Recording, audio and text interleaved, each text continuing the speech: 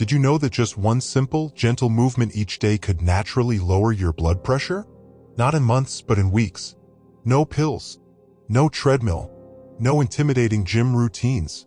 This single movement has been quietly changing lives, helping women well into their 60s, 70s, even 80s take back control of their heart health without strain or stress.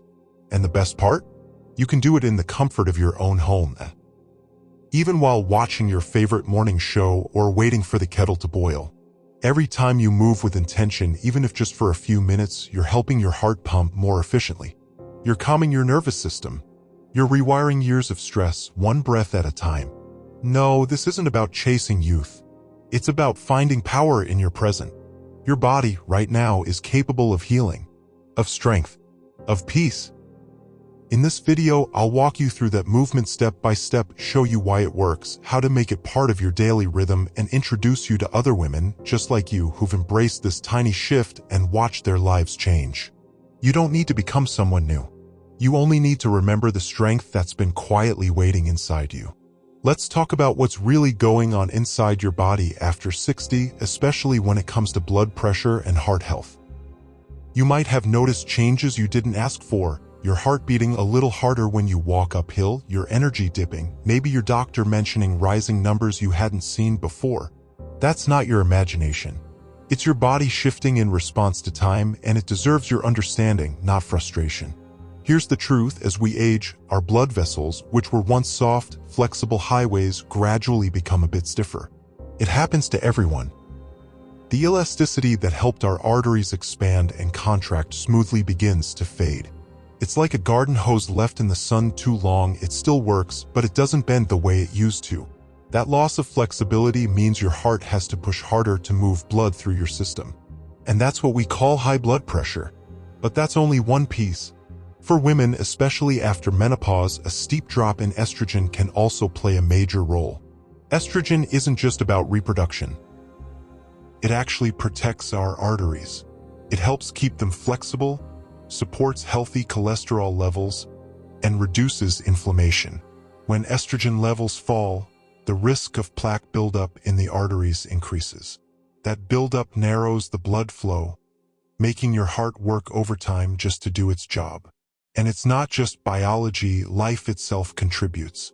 The stress of raising families, working jobs, caring for parents, or coping with loss, all of that builds over time. Chronic stress pushes your body into a constant state of alert, raising your cortisol levels and tightening your blood vessels like a clenched fist. Your heart isn't meant to live in that tension every day. Yet, for many women, it has. Let's talk about diet too. With time, metabolism slows.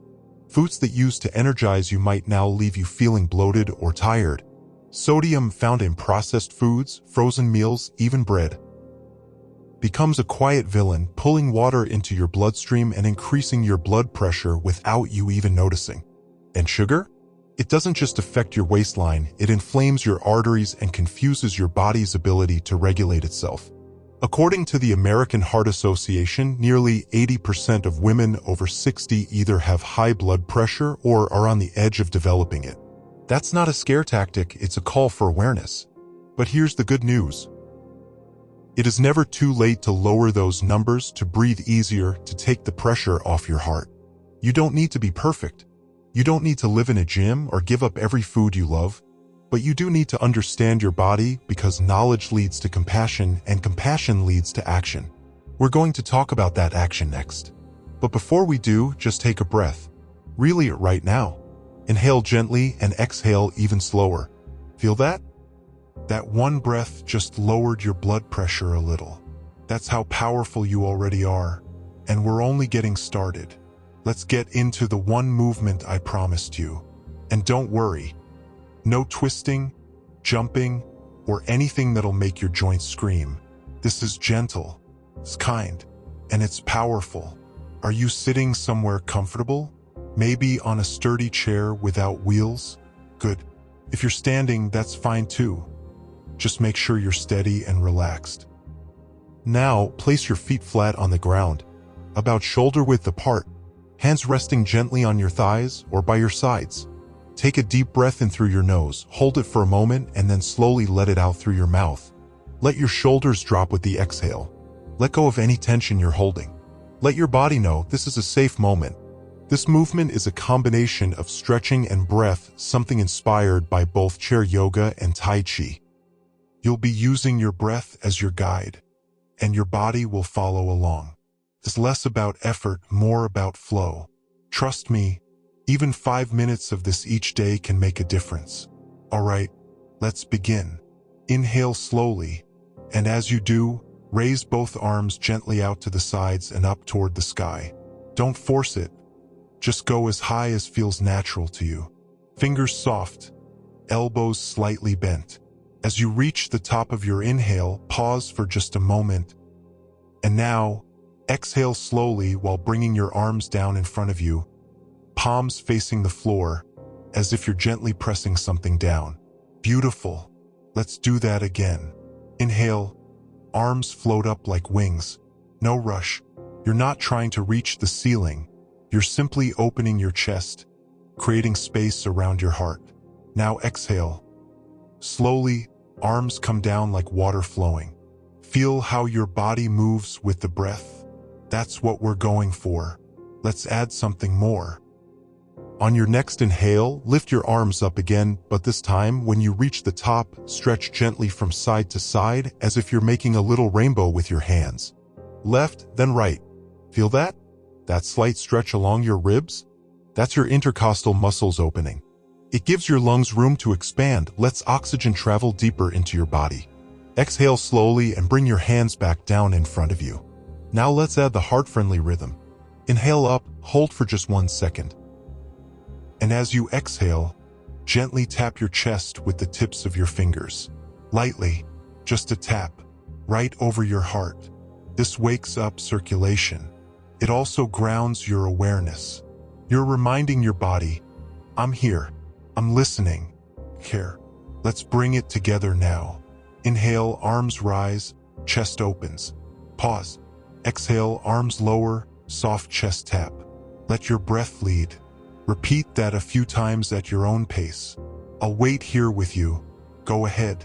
That's it. That's the movement. Simple, isn't it? But don't be fooled. Here's what just happened inside your body. Each deep breath helped lower your sympathetic nervous system, the part that keeps you in fight or flight. When that calms down, your blood vessels widen. Your heart doesn't have to push as hard. Blood pressure softens.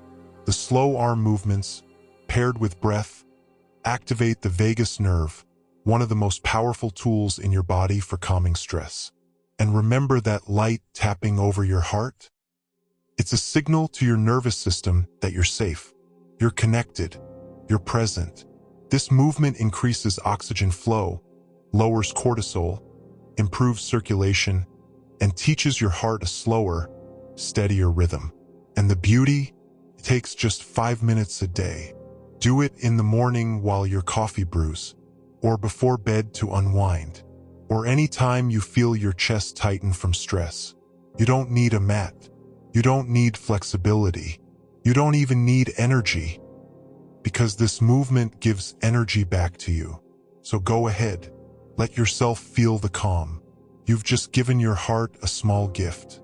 Because sometimes, especially when we're trying to make a change later in life, there's this quiet urge to make up for lost time, to push harder, move faster, or do too much, just to prove to ourselves that we're still strong. And I want to tell you something important. You are strong, but your strength doesn't come from rushing. It comes from showing up steadily with kindness to your body. So let's begin with the movements to avoid. Any sudden, jerky movement, like fast twisting at the waist or bouncing in a stretch, can cause more harm than help. Movements like those spike your blood pressure suddenly and may stress the arteries, especially if you're holding your breath while doing them. That's why we always lead with breath and let movement follow. Smooth, controlled, gentle. Avoid anything that feels like strain. If you ever catch yourself holding your breath while moving, pause. That's a red flag. Breathing should be continuous, relaxed. Your body doesn't need to be forced into a position. Trust it. Honor its pace. Another common mistake is overdoing it on day one. You start out motivated, you feel good, and you think, I'll do 20 minutes today instead of 5. Then the next morning, your joints ache. You feel discouraged, and maybe you stop. Here's the truth. Your progress doesn't come from how long you go. It comes from how often you return. 1 minute a day is better than 1 hour once a month. You don't need to move like you're training for a marathon. You just need to keep moving gently, consistently. That's where the healing happens. Let's talk about posture. Whether you're seated or standing, your spine should be long. Not stiff, just upright. Shoulders relaxed. Chin level. When you slouch, your lungs can't expand fully. When your neck cranes forward, your circulation is compressed. So during your movement practice, imagine there's a string gently lifting the crown of your head toward the sky. Not pulling, just guiding. That's your tall posture. And now hydration. It may sound simple, but many people over 60 aren't drinking enough water. Your sense of thirst becomes less reliable with age, but your cells still need moisture to function. Dehydration thickens the blood, which raises blood pressure. So, before you begin your daily movement, sip water. Afterward, another sip. Small, steady intake. It makes a world of difference. And finally, forgive yourself for missed days. There will be times you don't move. Days when energy is low, or life pulls you in another direction. That's okay. This journey is not about perfection, it's about returning. Again and again. You're not behind. You're in motion. So take a breath with me now and remember this, your body is always listening. Every small act of care matters. Does this gentle, daily movement really work? Or is it just feel-good fluff? The answer is, it works. And not because I say so, but because some of the world's most trusted medical institutions have said it over and over again. Let's begin with Harvard. A recent article from Harvard Health Publishing explained that light physical activity, like stretching, walking in place, or chair yoga, can significantly reduce systolic blood pressure in adults over 60. That means the pressure in your arteries during a heartbeat comes down, naturally, with movement that feels kind, not punishing.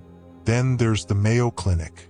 Their research highlights that consistent, low-impact activity helps widen your blood vessels, improves circulation, and reduces the strain on your heart.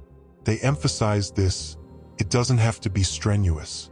It just has to be regular. Even the American Heart Association agrees. Their guidelines now include sedentary breaks, standing up and moving every hour, even just lightly, as a recommended way to improve blood pressure, avoid stiffness, and reduce cardiovascular risk. So if you've ever wondered whether these movements you're doing, these small steps, these gentle stretches, are enough, they are. You don't need burpees or treadmills. You don't need to sweat buckets. You don't need to compare yourself to what others are doing. You need daily care. That's all. Daily attention. Daily kindness to your body. Your heart doesn't need punishment. It needs rhythm. And you've already begun. Now let's talk about how to begin if you're just starting out, or if your body has a few more aches and limitations than it used to. Because this is not one size fits all. And it shouldn't be. Maybe you live with arthritis in your knees. Maybe you've got balance issues after a fall. Maybe standing for long periods leaves you tired or shaky. That's not failure. That's your reality. And there's a version of this routine just for you. Let's start with the chair-only option. Sit comfortably, feet flat on the floor. Every movement we described earlier, arm lifts, seated marches, gentle twists, can be done fully while seated. Your spine stays tall, your breath steady. Even the tapping over your heart can be done from this posture. There is no less value in the seated version. In fact, for many people, it's the safest and most sustainable place to begin. And if you want a little more support while standing, use the wall. Place a hand gently on the wall beside you while you do your leg lifts or light marching.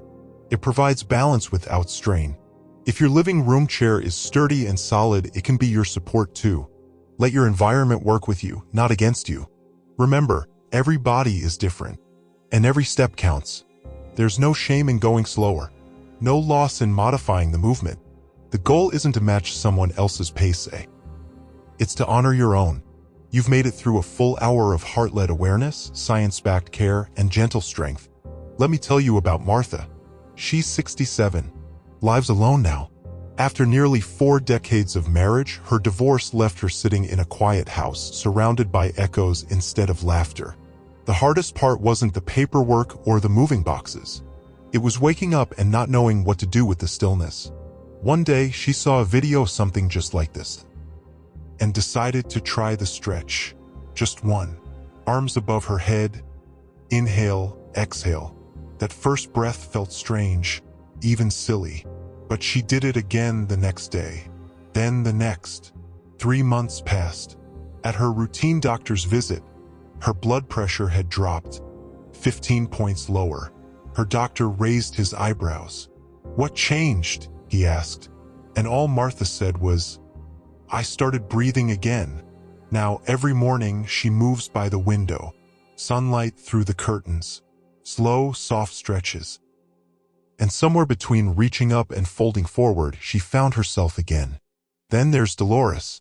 She's 72, retired from teaching, and never really saw herself as active. She'd tell you she was more of a bookworm than a gym bunny. But when her daughter went back to work, Dolores started watching her 2 grandkids after school. They'd race through the backyard, tugging her hand, begging, "Come walk with us, Grandma." She started with 5 minutes, then 10. Not fast, just present. Now she does it every day. Sidewalk strolls, park laps, tiny footsteps beside her. "I feel 20 years younger," she says with a laugh that's all sunshine. The weight in her chest that used to show up after walking stairs? Gone. Her energy? Brighter. Her smile? Wider. Dolores didn't join a gym. She didn't buy equipment. She just showed up and walked beside the ones she loves. And then there's Lionel, a widower in his early 70s. Quiet, stoic. The kind of man who rarely speaks unless he has something meaningful to say. After his wife passed, he stopped moving much. Spent long hours in his recliner. Watched the clock, but stopped feeling the days. His daughter gave him a chair yoga DVD. He almost didn't try it. "What's the point?" he muttered. But one night, after sitting too long and feeling the stiffness in his joints, he gave in, rolled back his sleeves, and followed the slow voice on the screen. Now, each evening before dinner, Lionel does 10 minutes of breathing, twisting, reaching. His posture is better. His blood pressure improved. But more than that, he looks forward to something again. He told his doctor, "It feels like I'm still living, not just waiting." These are not extraordinary people. They are just like you. People who've been through heartbreak, loneliness, illness, change. People who woke up one day and thought, maybe it's not too late after all. And it isn't. Your story is still being written. And just like Martha, Dolores, Lionel, you can choose to turn the page. Move gently. Breathe deeply. Begin again. If this video helped you, tell me one small habit you've started recently in the comments. Don't forget to subscribe, like, and share.